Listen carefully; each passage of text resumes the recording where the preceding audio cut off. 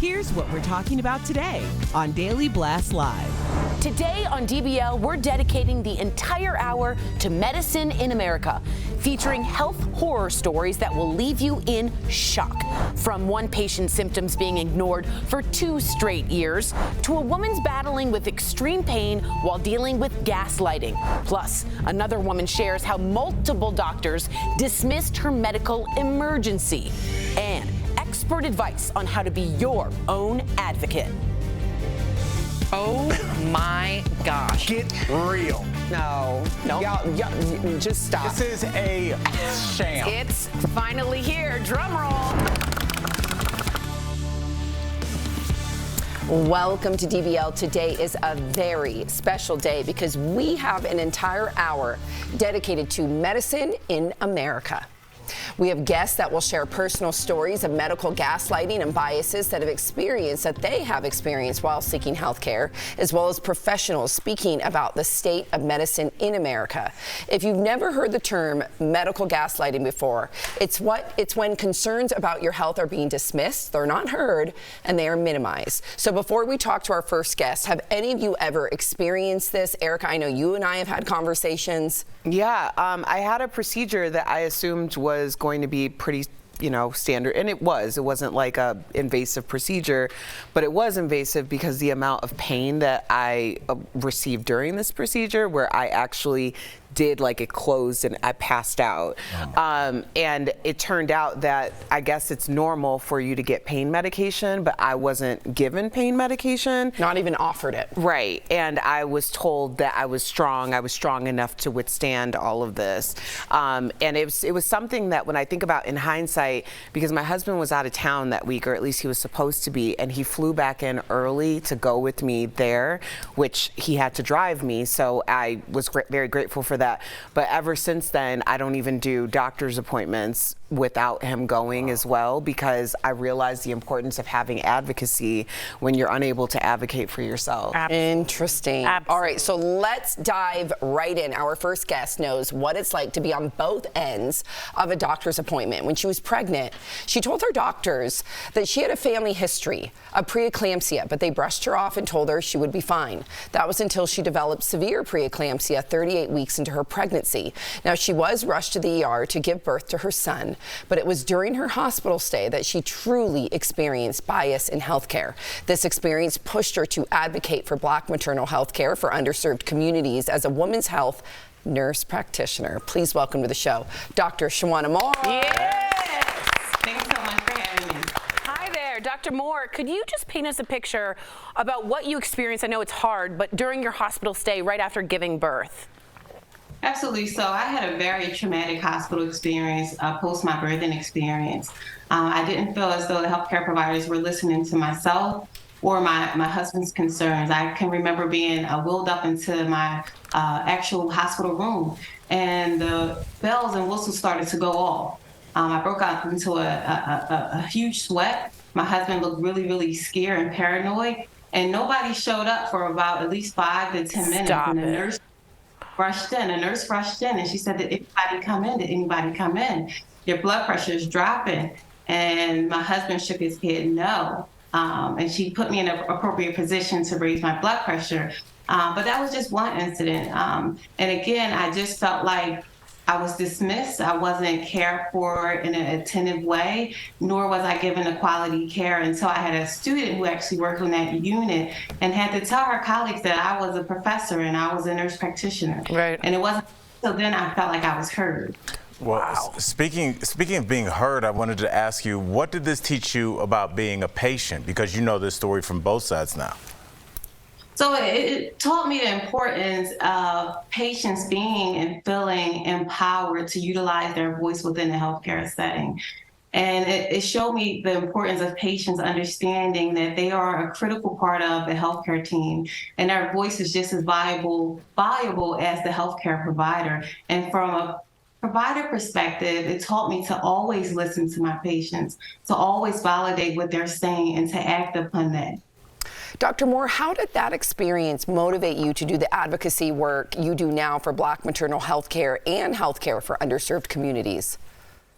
So health equity has always been a passion of mine and a core to what I do on a day-to-day basis.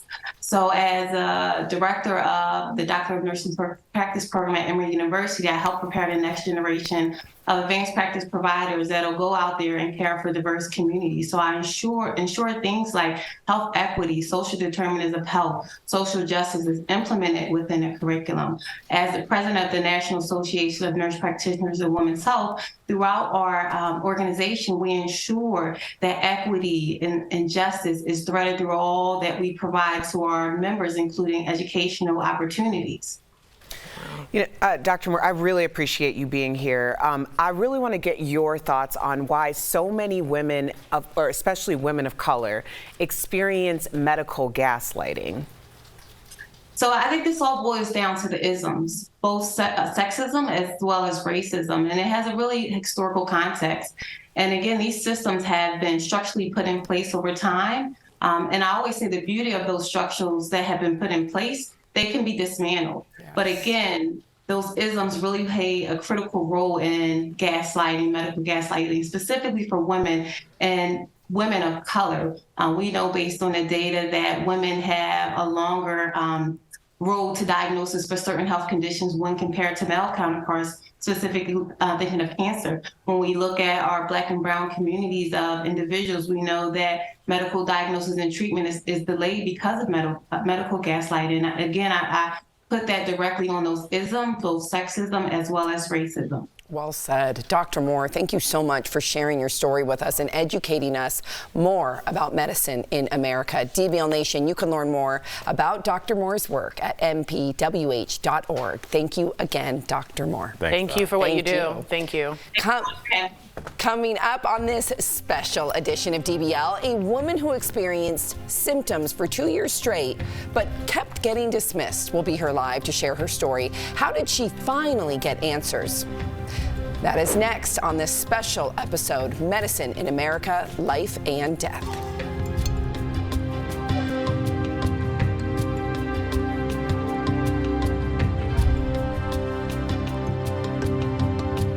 Summer vacation season is in full swing, and as families head to the beach, you may have heard the old advice. If you get a cut walking on a shell, or maybe you just have a blister, go rinse it in the ocean. The salt water will clean the wound.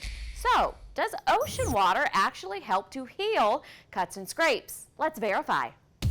Our sources are Dr. Allison Harvey, emergency medicine specialist with Prisma Health, and Brian Rabin, the manager of the Aquatic Sciences program with the Bureau of Water with the South Carolina Department of Health and Environmental Control. Let's start with the water. During the peak summer months, scientists from DHEC study bacteria levels in the water off South Carolina's coastline. One of the staff members goes out to one of these stations, and they actually go about knee deep into the water. So you get where children could be playing and starting to get their heads under the water. And so that's where we choose that depth for the collection. And per EPA guidelines, if the sample comes back more than 104 colonies per 100 milliliters of water, DHEC issues a short-term advisory. Dr. Allison Harvey says one bacteria in the water called Vibrio can send people to the ER. The most concerning one that I think a lot of people have probably heard of is Vibrio. What a lot of people don't realize is you can catch these same Vibrio bacteria in the ocean, and they're very common contaminants, particularly in the summer and in warmer waters. So why all the confusion about salt water helping a wound? It depends on if the salt water is sterile or in an ocean, because we use sterile salt water in the hospital all the time. So we can verify, while sterile saline water is good for cleaning a cut, the ocean water is not. But Dr. Harvey says not to let that ruin your trip to the beach. If you do have an open cut, make sure it's fully covered. With your Verify, I'm Andrea Mock. I mean, I go in your house and you have a lot of hip hop memorabilia. Yes. It's not original, but if you were... Wow. Do you want to move on? The chicken has come to bite the pig in the butt. I need a bumper sticker made out of that. We need to see Al or Jeff doing some exercises. Real fast, watch this. Can you do this? Oh my God.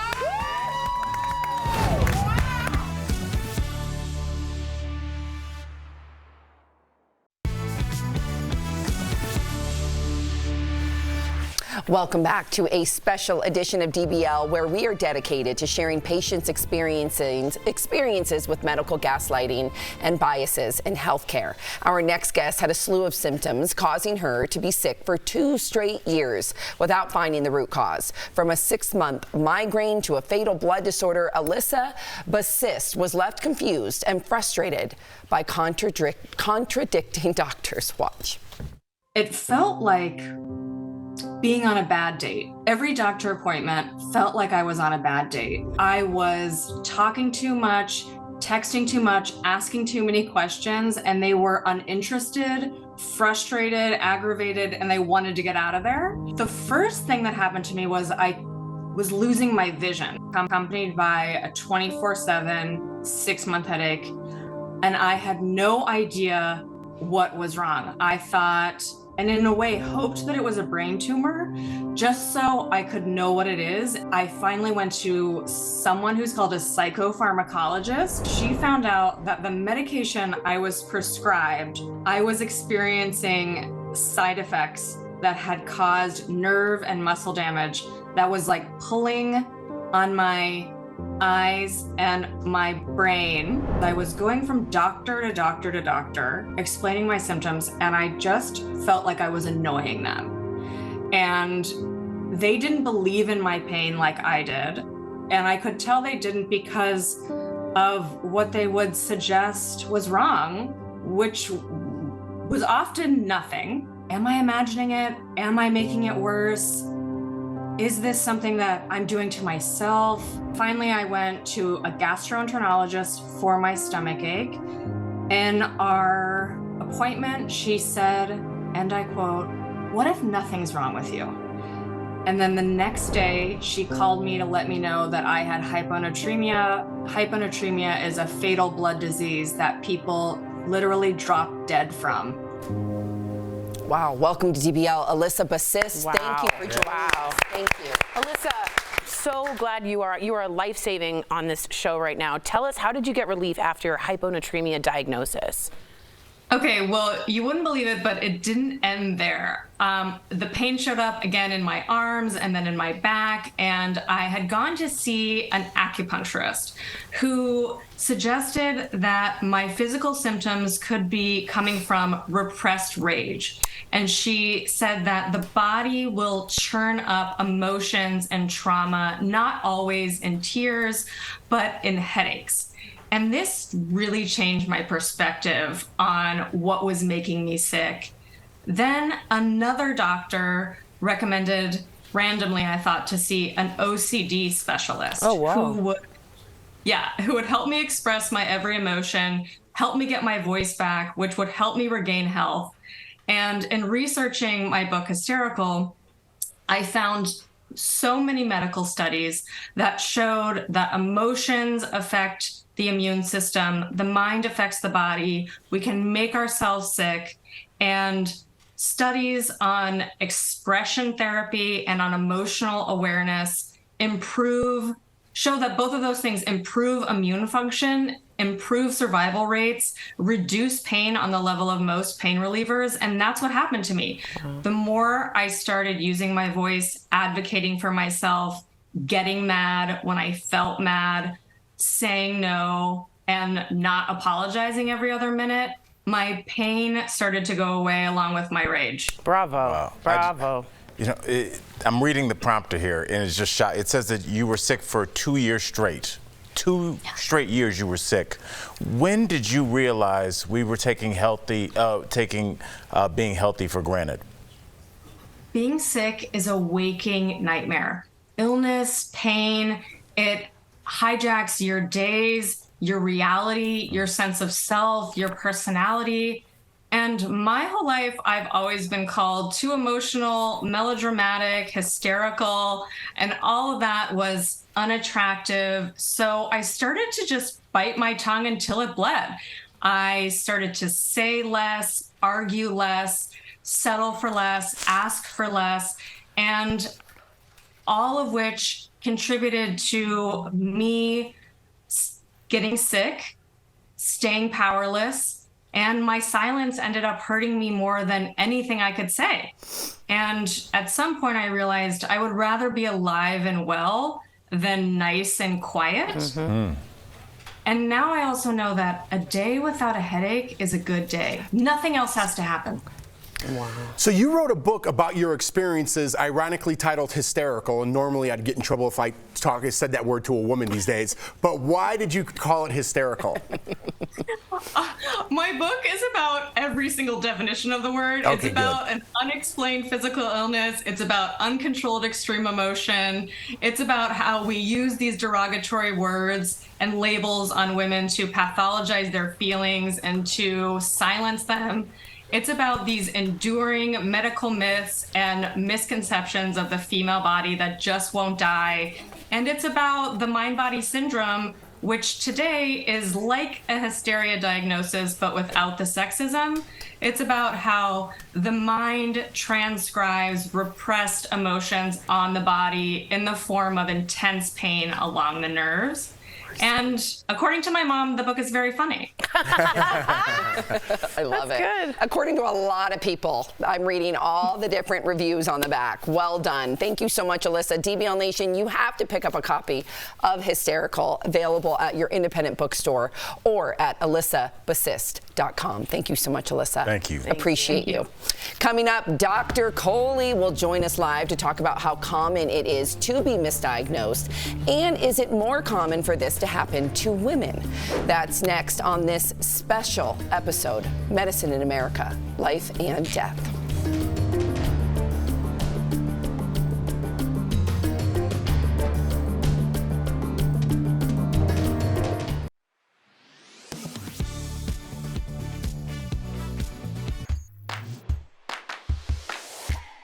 A passport is your most important travel document, and they're typically valid for 10 years. But a woman in a viral TikTok with more than 10 million views claims she wasn't allowed to board her flight because her passport expired in 5 months. Only to get to the airport to be told that you can't fly. So, let's verify. Do some countries require you to have at least 6 months left on your passport in order to travel? Our sources are the U.S. State Department, several U.S. embassies, and the embassies of the United Arab Emirates and Mexico. While your passport has an expiration date, the State Department says many countries require you to renew it several months before visiting. This is typically to avoid your passport expiring if your plans change and you stay longer than planned. The rules vary depending on where you're going. The TikToker was flying to the United Arab Emirates, which requires passports to remain valid for 6 months after the passenger's arrival. This is the same policy as many other countries, including China, India, Thailand, and Israel. But that's not the case everywhere. For example, Mexico mandates that your passport remain valid just for the length of your stay. So, yes, some countries do require you to have at least 6 months left on your passport in order to travel. The State Department says to check the entry rules on its website and to plan ahead because it can take more than 3 months to renew your passport. But it does offer same-day passports in certain circumstances for an extra fee, which is what the TikToker ended up doing. With your Verify, I'm Brandon Lewis. Are you skeptical of headlines and what you see on social media? We are too. The Verify newsletter answers your questions, clarifies what's true and false, and even includes a daily fun fact. Go to verifythis.com/email to check it out.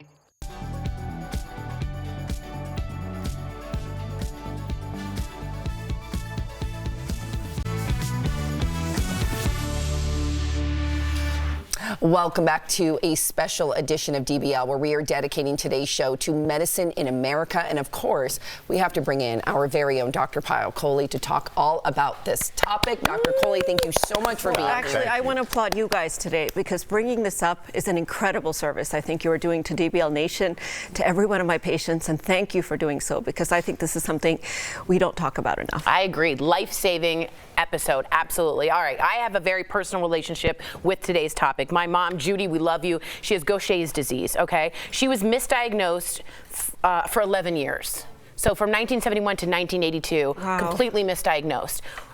She was eventually told it was in her head, very similar to the guest we already had. What do I say to a doctor who tells me to my face, your pain is not real? What do I say? You know, Tori, your mom is in a really tough situation because she had a really rare condition. Yeah. And she's a woman. And we know that the combination of those two things makes it very likely for doctors, healthcare system in general, to mistreat, to misdiagnose these types of patients. But here's the problem. Like, you know, you have to try to understand that doctors read about diseases, patients live those diseases.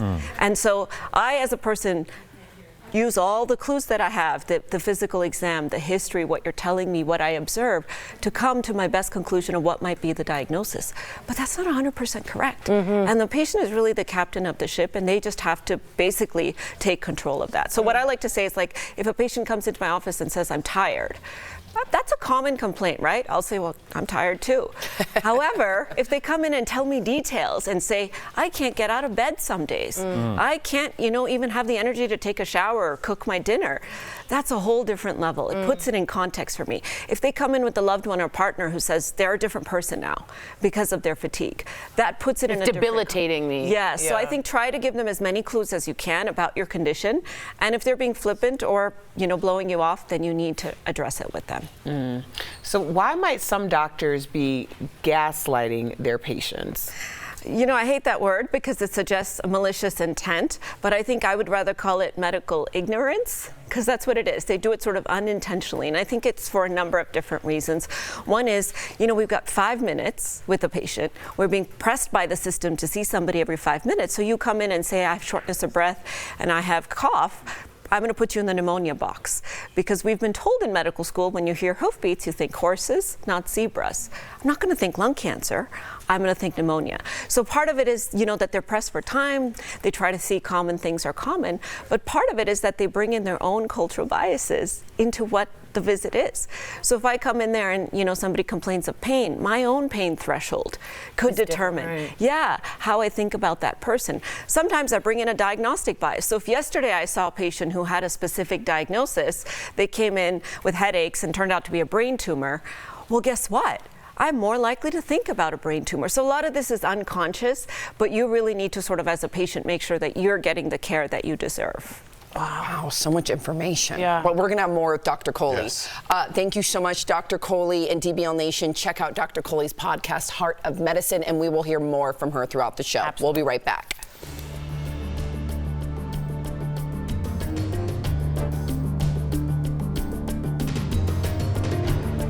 For decades, Americans have believed that using hot or warm water would ensure that their clothes came out of the washing machine clean. But recently, detergent companies have claimed that washing clothes in cold water is just as effective. Tide is busting laundry's biggest myth, that cold water can't clean. For years, climate activists have urged people to switch to cold water, saying it's better for the environment. Energy Star says heating water accounts for about 90% of the energy needed to run a washer. So, less hot water used, more energy saved. So let's verify. Is washing clothes in cold water just as effective as washing them in hot water?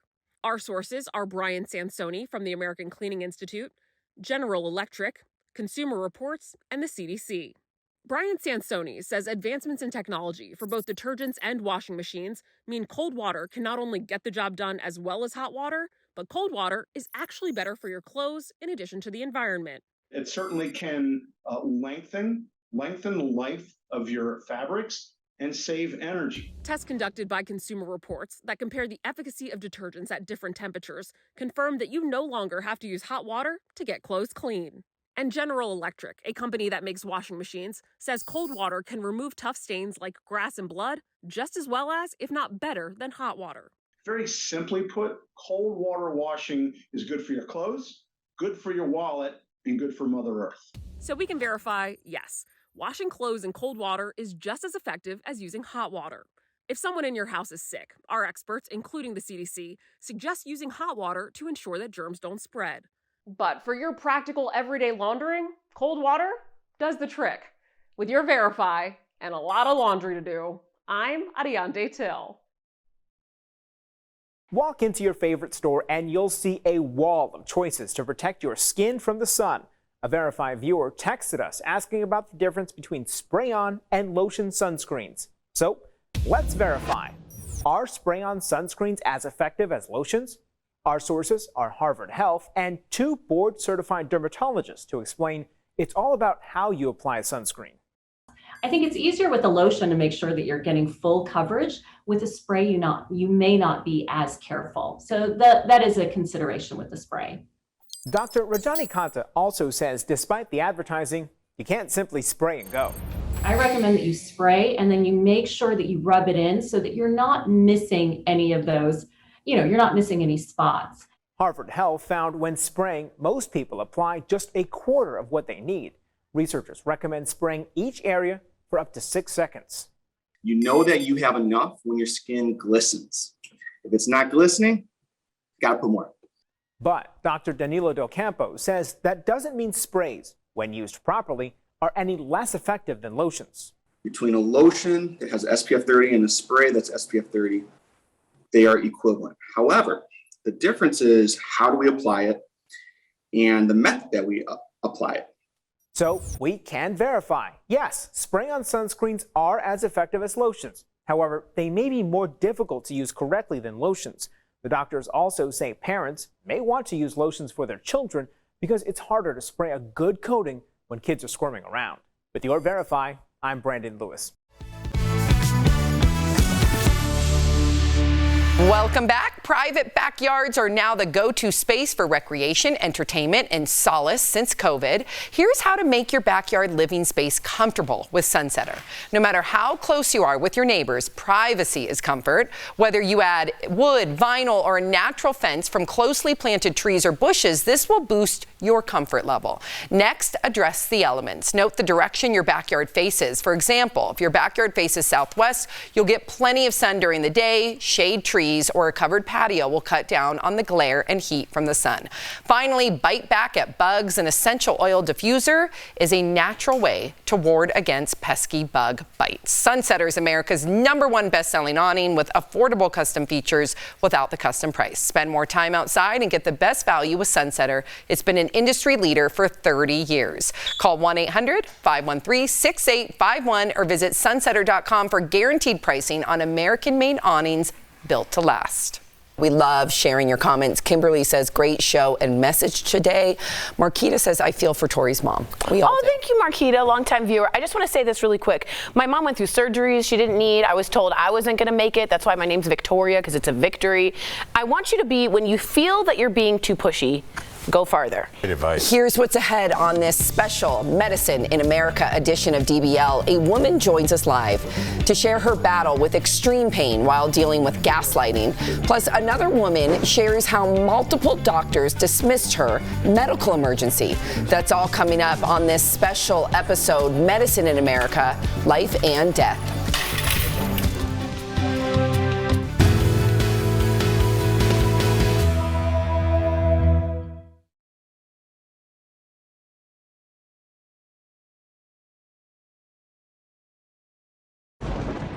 Where hope finds help. Where courage meets conviction. Where makers make fans. We are Tegna, a family of local and national media brands that bring us together, serving the greater good of our communities. Where national know-how backs local business. Be in good company with Tegna. Have either of you ridden horseback on a beach? That is a huge bucket list for me. I feel like a huge hospital bill for you. You are literally a Ken doll. Wow. His life. No, Thank it's a you. compliment. Do I look relaxed? Yeah. It's moving. Sorry, we have a spider. Chris, it's moving. Can we just... Y'all, seriously. Sorry. Okay, let's get right to it. I can't take this anymore.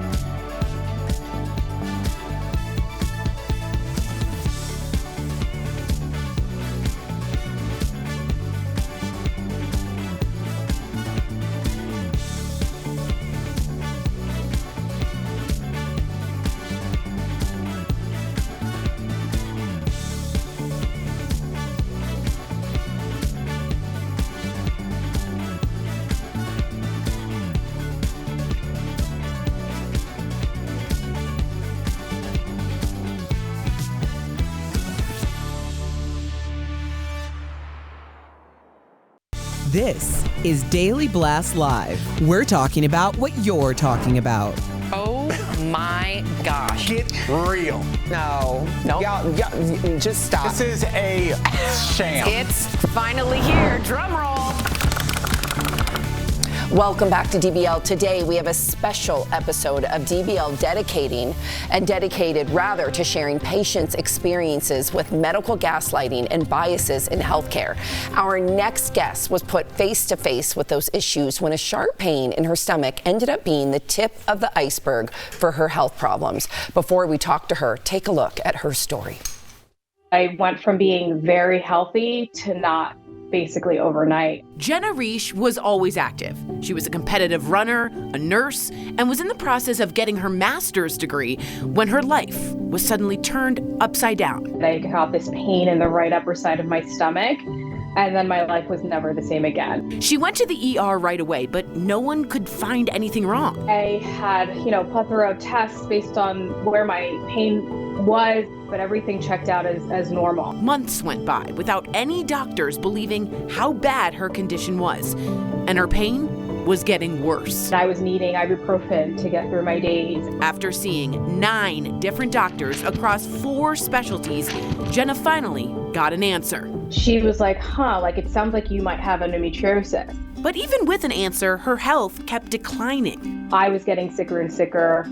My symptoms are getting more intense and they're lasting a lot longer. Then, when she went in for surgery, her doctor was still hesitant to believe anything was really wrong. He said, almost like warning me, we might confirm that this might just be in your head. And that's what it felt like to me. We'll look, but just letting you know, don't be surprised if we don't find anything, as if this has happened to him many times before. Turns out it wasn't in her head. She was diagnosed with endometriosis. So it was a really kind of a confusing time because I felt validated that I had it, but then also all right, well now what do I do? But her hard times dealing with healthcare were far from being over. Wow, please welcome to the show, Jenna Reach. Thank you. Jenna.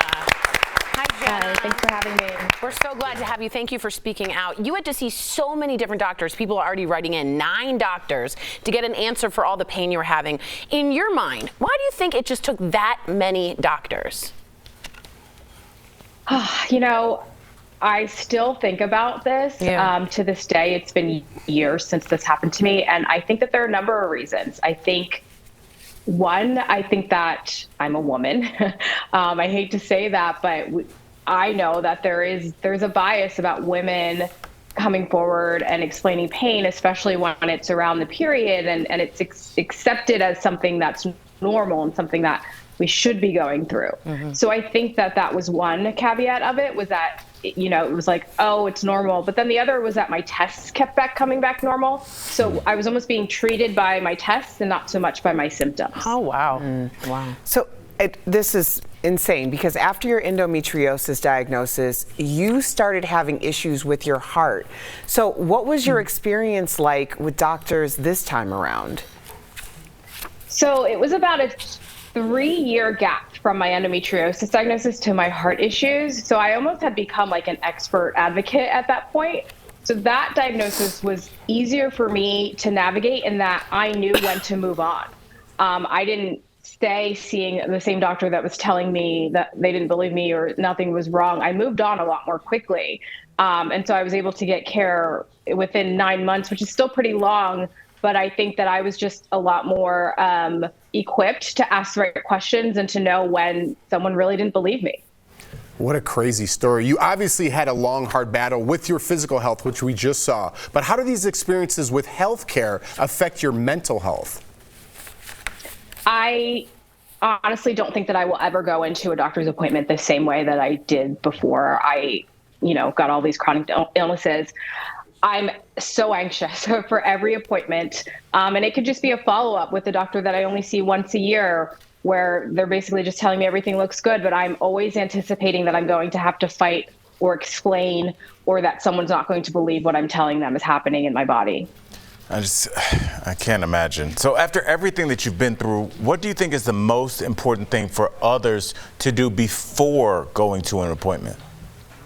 I think being a reliable historian of what's going on in your body is so important. And what I mean by that is having like detailed, specific information as to what you're feeling, not just I'm always tired, but oh, exercise makes me more tired, or walking up the stairs makes me more tired, or this food makes my symptoms worse. But being very specific about what the pattern of your symptoms look like, I think helps healthcare providers just get a fuller picture of what could be going on with you. Because when you're vague, it's kind of tough to pinpoint what direction to even go in. And I also think it makes it prove that like you are on top of this. Like, no, I know my body well, and I didn't have this type of fatigue before, but now for these many months I'm having it. So I think just the more that you can go in and sound very certain and sure about what you're feeling, the better outcome.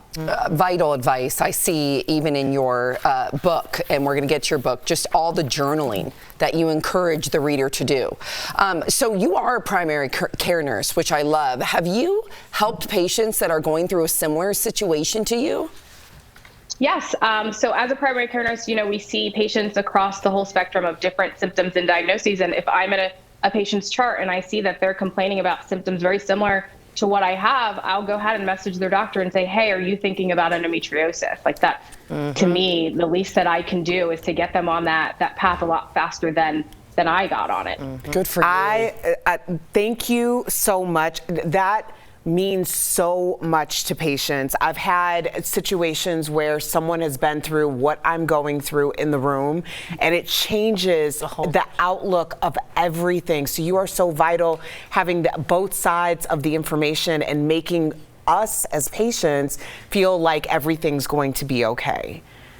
Thank you. What a I have to gift. say, it was actually a nurse that I met during my struggle that encouraged me in the same way to keep advocating and keep fighting. And it changed everything for me. So wow. I just want to pay it forward the way that she did for me. Nurses are angels on earth. Angels on earth. Nurses. Jenna, thank you so much for sharing your incredible story with us. In fact, DBL Nation, be sure to pick up a copy of Jenna's book, Part of You, Not All of You. We'll be right back. Thank you, Jenna. Thank you.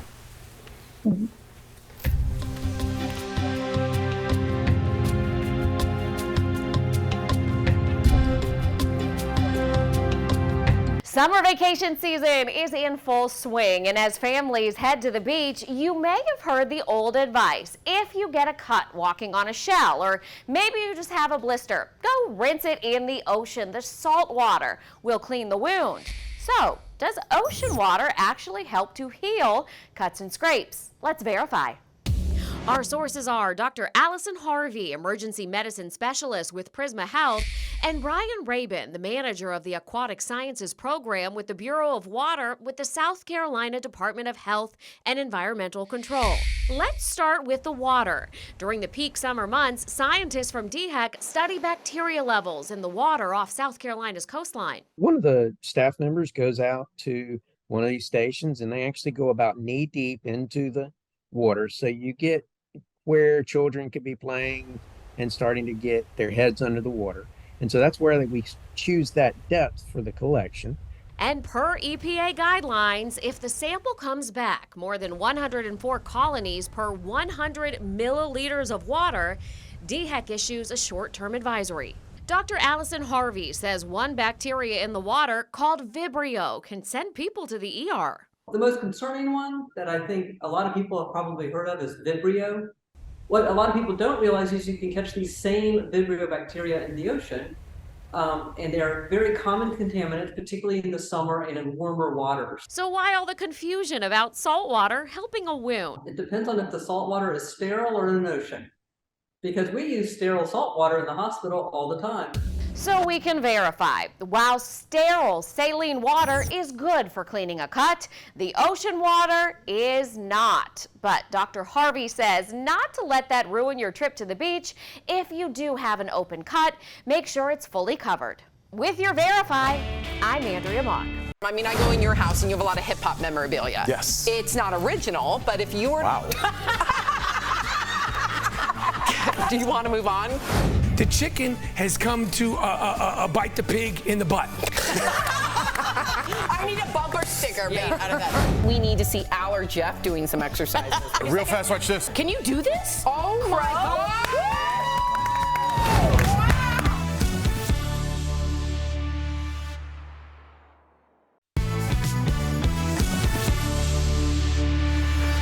Welcome back. Our next guest faced medical gaslighting earlier this year from not one, but 2 different doctors. Now she is sharing her cautionary tale to help other women.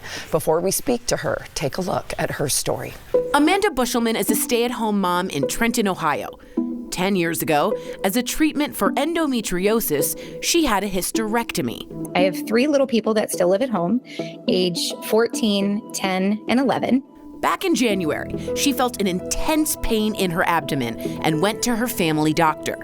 He pressed on my abdomen and I came off the table. He immediately had me sit up and he said, I think you need to go to the emergency room. I think you might have appendicitis. When she got to the emergency room, the doctor's diagnosis surprised her.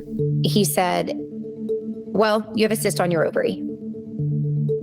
And I said, no, I don't. I don't have ovaries. And he said, yes, you do. And I said, sir, I don't have any ovaries. He frustratingly looked it up while in the room with me, and his whole demeanor changed. She was sent home with medication, but the pain persisted. I saw a different doctor. I explained my situation, and he sends me for a CT. Comes in, you have a cyst on your ovary. And I said, for the love of all that is good in the world, I do not have ovaries. So in 3 days, I've had 2 completely different diagnoses, none of which was a referral to even speak with general surgery. Fed up with ER doctors, Amanda called her OBGYN. So she took no convincing that I didn't have ovaries. And in the office, she did an ultrasound of that area. She said, so what I'm willing to do is go in to remove it. And while I'm in there, just kind of look around and see if I can see what is probably causing the pain. And I said, sign me up. When she woke up from surgery, the truth was revealed. The first thing my husband said was, did they tell you what happened? And I was like, no. He said, you had appendicitis. You had appendicitis the whole time. They took out your appendix. Now, she is sharing her story with the world because if this happened to Amanda, it could happen to you. Joining us now to tell us about this crazy turn of events, please welcome to the show, Amanda Bushelman. Thank you. Hi, thanks for having me. Thank you for being here, and thank God you are here. Jeff was saying he would just put the appendix on the table. At the other doctor's office. Right. Like, what do you think now? Right. Yeah. Oh my gosh. So how does it feel when doctors are insisting on something you know for sure isn't correct?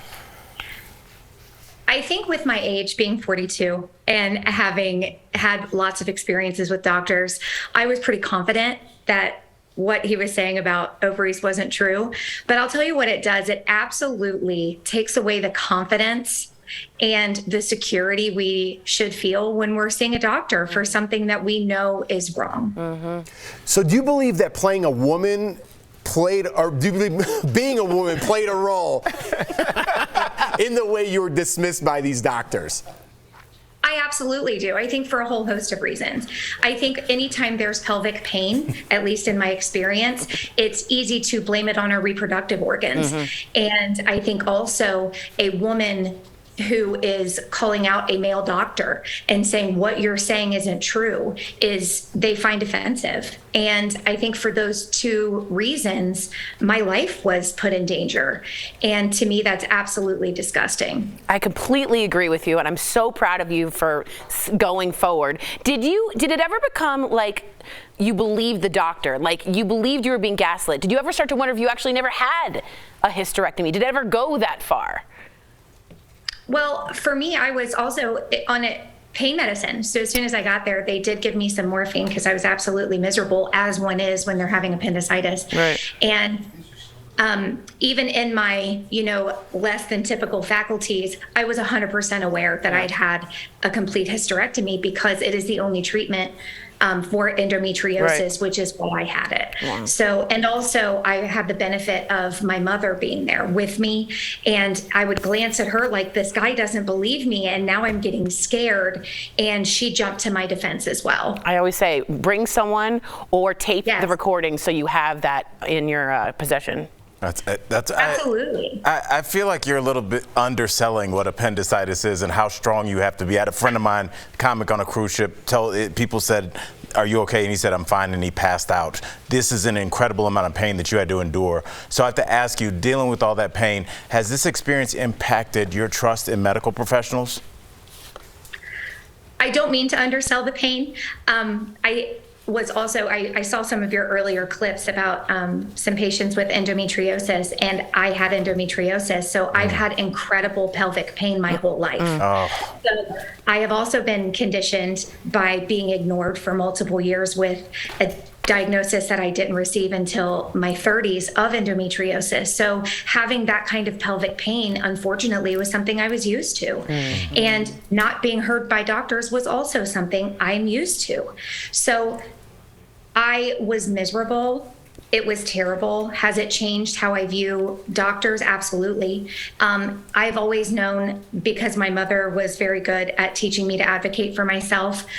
But in those situations when you're in extreme pain, and the pain, like you were saying, that you can't describe, as a mother, I don't get to stop being my kid's mom. I don't get to stop driving them to school and caring for them. That's still my responsibility. So I don't mean to undersell it, but I think as women, we have to push through. We don't have a choice. Well said. Wow. Amanda, your story is an amazing cautionary tale, and you are giving hope to women all around the world. Thank you. DBL Nation, be sure to follow Amanda on TikTok at Amanda Beeman to hear more of her story. Thank you so much, Amanda. We'll be right back. Thank you, Amanda.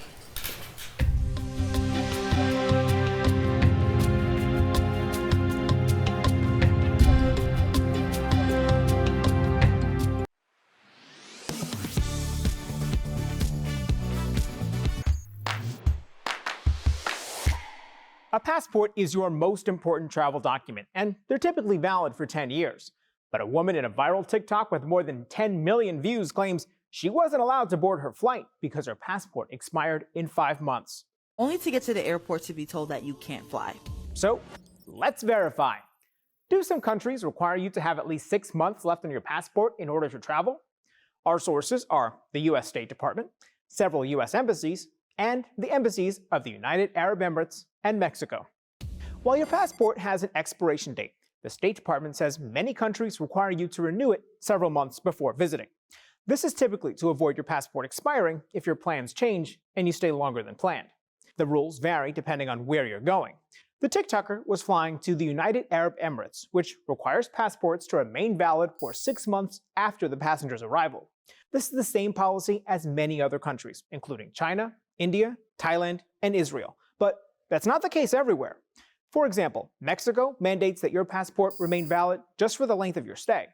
So, yes, some countries do require you to have at least 6 months left on your passport in order to travel.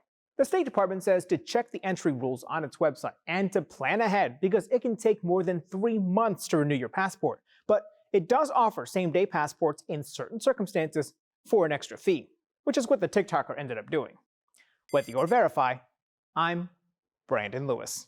Are you skeptical of headlines and what you see on social media? We are too. The Verify newsletter answers your questions, clarifies what's true and false, and even includes a daily fun fact. Go to verifythis.com/email to check it out.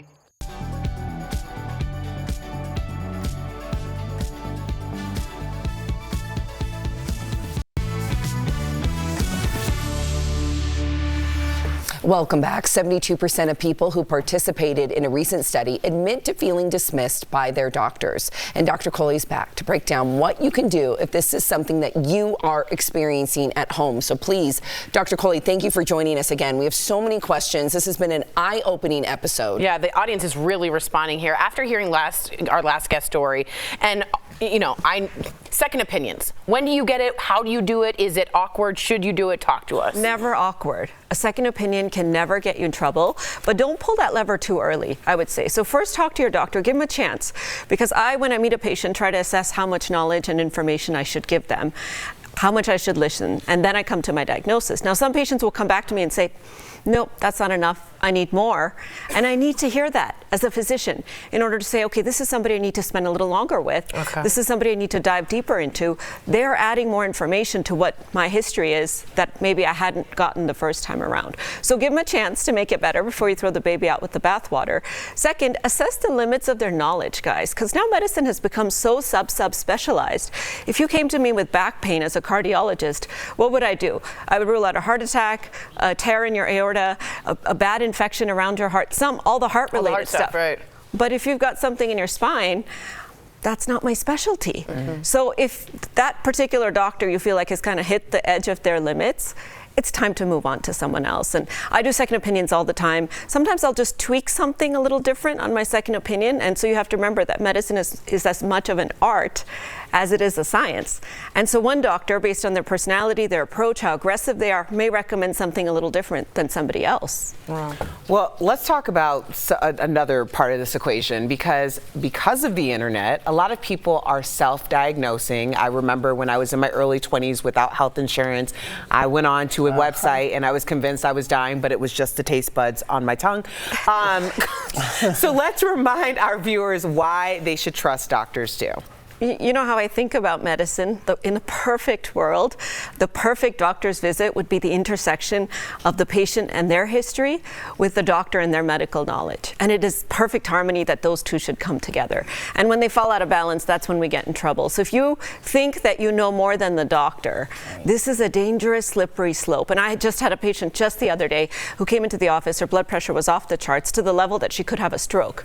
And I said to her, it's really high. I need to do something about it. And she says, oh, it's only high when I go to the doctor's office. And I believed her. Right. But that is even a sign of disease. And that's the part of it she didn't know about. She didn't realize that, even if it just goes up when you're getting cut off on the road or when you're in the doctor's.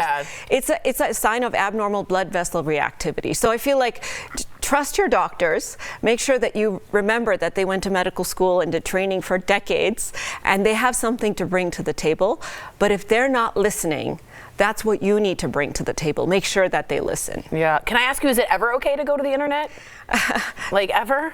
Dr. Google or Dr. Jackson? Who would you go to? Both. You'll notice he's not here. Yeah, Dr. Jackson has been removed. Wait, is it ever okay to do that? You know what I like to do? When something's outside my specialty and I'm like, oh my gosh, do I have this? I like to use the internet as a way to ask better questions at the doctor's office. So I'm not making a diagnosis. I'm still trusting my doctor to give me that information, but at least I'm walking into it sort of saying, Dr. Coley or Dr. whoever, I'm worried about this, or I read about this. What do you think about this? So that's how I like to use the internet, sort of to do my research, to go in to my doctor and ask questions. So arm yourself with that knowledge. That's right. But don't be like, it is this.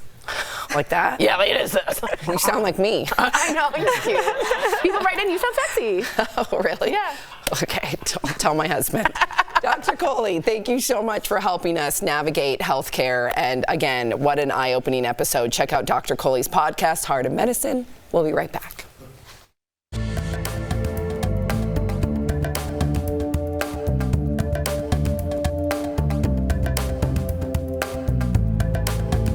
For decades, Americans have believed that using hot or warm water would ensure that their clothes came out of the washing machine clean.